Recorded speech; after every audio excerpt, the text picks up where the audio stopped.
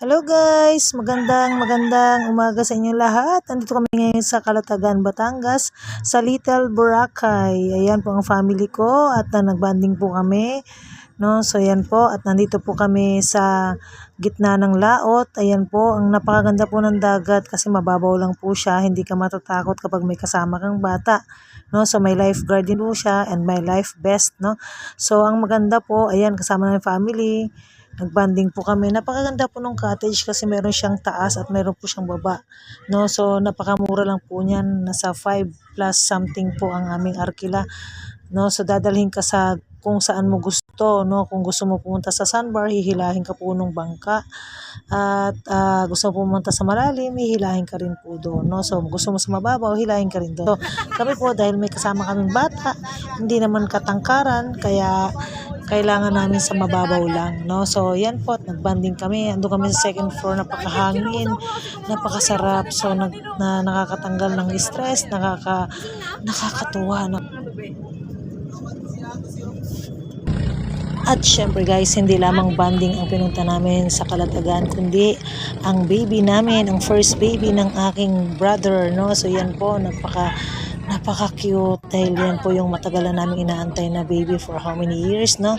So ayan po, talagang nag-aagawan kami dyan kung sino yung unang kakarga, kung sino yung unang kikis, no. So talagang lahat po kami na-excite sa baby na yan, kaya yan po talaga din yung amin pong pinagkabalahan, no. So at yan siya, at alam nyo ba guys, kasi ako po ay first time na maging tita, kaya excited ako nung makita ko yung bata na yan. Talagang hindi po yan makawakan ng iba pag ako pong humawak sa baby na yan. Ang cute. Alam niyo po ba, kasi masyado kami na-excite sa baby na at napakaswerte po niyan dahil ang sinundan po niyan, yung anak ko po na 13 years old. So, ibig sabihin po, yung 13 years old ko po, ang huling apo. No, yan po yung sumunod, no. So, yung baby na yan, kaya nung lumabas po yan, lahat kami na-excite talaga sa bata na yan. No, wala na kaming baby kundi iyan, kaya ang bata ay napakaswerte, pinaghandaan po talaga ng mga magulang, no. Kaya pag nakita po namin, naku, lahat po kami nag-aagawan, no. Wala kami ibang baby kundi yan. Talagang ang cute, nakakatuwa pag may baby talaga. At talagang lahat kami guys naka-focus. Tingnan mo naman, no, pinag-agawan ang baby namin. Talagang grabe talaga. O yan, grabe lahat talaga pwedeng, ako nakakapanggigil, di ba? Pag may baby. O yan, picture, pinagtripan talaga namin yung sanggol na yan, ang baby namin. Ayan, mga tita, ayaw bitawan, grabe sila.